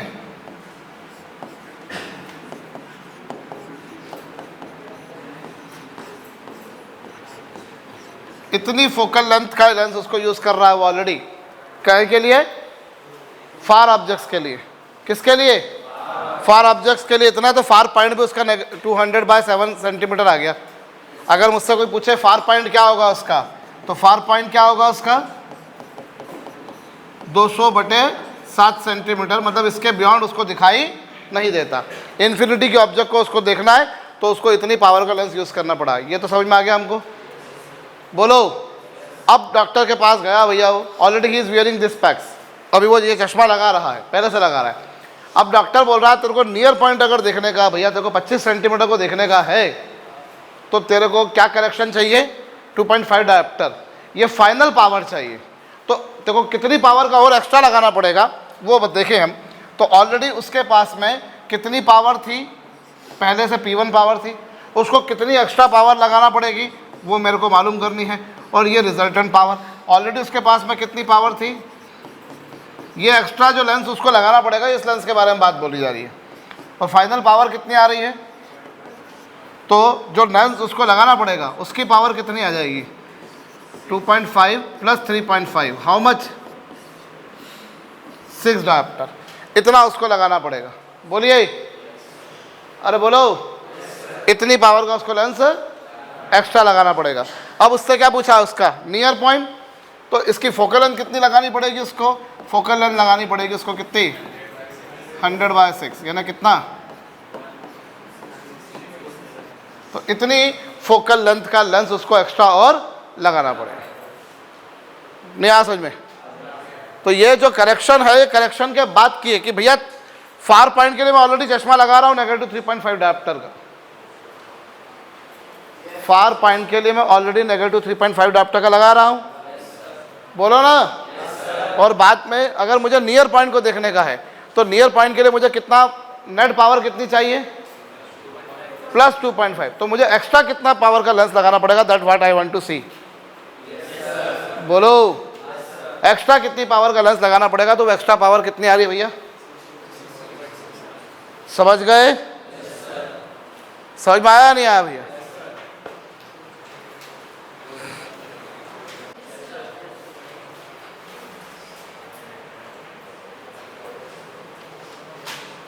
ये वाला भी हम इसी तरीके से करें, क्योंकि वो फोकल लेंथ निकालने को बोलिए तो वो तो डायरेक्ट ही अपने पास आ जाती है, 1/p से। कुछ तो लॉजिक था भैया। ये ऑलरेडी वो कितनी पावर का लेंस यूज कर रहा है? पावर कितनी है उसकी? तो फोकल लेंथ कितनी आएगी? हाँ जी, नेगेटिव 200/11 सेंटीमीटर। हालांकि फोकल लेंथ से मेरे को कोई लेना देना है। तो अपने को पूछा ही वो है ना एक्चुअली। तो फार पॉइंट कितना आया उसका? 200/11, 18 पॉइंट समथिंग आ रहा होगा कुछ, करेक्ट। तो ये उसका फार पॉइंट आ गया। सुनाई नहीं दिया मुझको? अब डॉक्टर के पास गया भैया, डॉक्टर ने बोला कि तेरे को अगर नियर पॉइंट पढ़ने का है, 25 सेंटीमीटर को पढ़ने का है, तो तेरे को रिजल्टेंट पावर 1.5 डायोप्टर चाहिए, बोलो ना। तो कितना एक्स्ट्रा पावर उसको लगाना पड़ेगा? ऑलरेडी उसके पास में इतनी पावर का लेंस था, इतनी पावर एक्स्ट्रा लगानी पड़ेगी। इज इक्वल टू कितना? तो P2 इक्वल टू कितना भैया? 7 डायोप्टर। तो फोकल लेंथ कितनी आ जाएगी?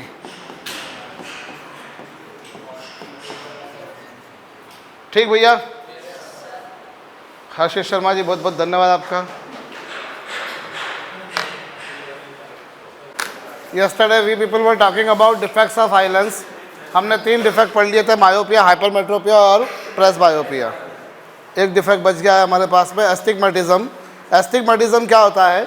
ये एक ऐसा डिफेक्ट होता है जिसमें जो सफरिंग पर्सन है, या तो उसको हॉरिजॉन्टल लाइंस क्लियरली नज़र आती हैं, कौन सी लाइंस, या फिर वर्टिकल लाइंस। जो सफरिंग पर्सन है, he can see either horizontal lines और vertical lines clearly. Horizontal lines देखने जाएगा तो वर्टिकल लाइंस नहीं देख पाएगा, वर्टिकल लाइंस देखेगा तो हॉरिजॉन्टल लाइन नहीं देख पाएगा। ठीक है? तो ये इस डिफेक्ट में दोनों में से किसी एक तरह की लाइंस पर वो कंसंट्रेट अच्छे से कर पाता है। ये एक बहुत नॉर्मल सा डिफेक्ट होता है जो कई लोगों को होता है, वो चश्मा नहीं लगाते, पर डिफेक्ट ये वाला होता है। आप माइनिंग इंजीनियरिंग में जाएंगे, अगर ISM धनबाद में जाते हैं या रुड़की में जाते हैं या बनारस में जाते हैं BHU में, तो आपको वहाँ पर माइनिंग इंजीनियरिंग में जब जाते हैं तो ये टेस्ट किया जाता है, ये कलर टेस्ट किया जाता है, एक कलर ब्लाइंडनेस चेक किया जाता है। कई लोगों को कलर ब्लाइंडनेस होती है जो पता नहीं होती है।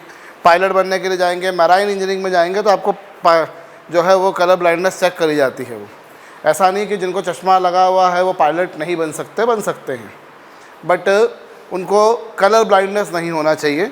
चश्मे का नंबर होगा एक, हालांकि उसकी एक रेंज होती है कि इस रेंज से इस रेंज के बीच में अगर स्पेक्स हैं तो वो होगा। NDA में कई लोगों का मिसकंसेप्शन है कि NDA में जा रहे हैं तो चश्मा अलाउड नहीं होगा, बिल्कुल है। ठीक है? तो वो कुछ अलग पैरामीटर्स होते हैं, कुछ ऐसे डिफेक्ट होते हैं जिनको रिकवर नहीं किया जा सकता। जिनको रिकवर नहीं किया जा सकता, फिर वो डिफेक्ट वहाँ, फिर उन लोगों को वहाँ पर NDA में या CDS में या फिर मैराइन इंजीनियरिंग में या मैराइन में या फिर पायलट में अलाउ नहीं करेंगे। अदरवाइज़ तो करते हैं जो रिकवर किए जा सकते हैं।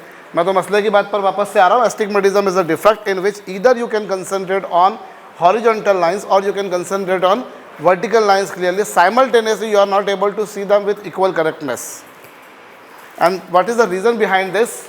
इसका जो कारण है, इसका रीज़न ये होता है कि इसका रीज़न है कि जो कॉर्निया है that does not remain spherical. Cornea जो होता है is not perfectly spherical. Cornea जो है दैट शुड बी स्फेरिकल। अगर कॉर्निया जो है वो स्फेरिकल ना रहे, गोलाकार ना रहे, वो थोड़ा सा फ्लैटेंड हो जाए, तो फिर ये डिफेक्ट होता है। If cornea doesn't remain perfectly spherical, ठीक है, तो उस केस में होता है। और इसकी रेमेडी, इसका निराकरण क्या है? निराकरण क्या है इसका? इसका निराकरण है, इसके लिए हम लोग जो है वो सिलेंड्रिकल लेंस यूज़ करते होते हैं। कौन सा लेंस?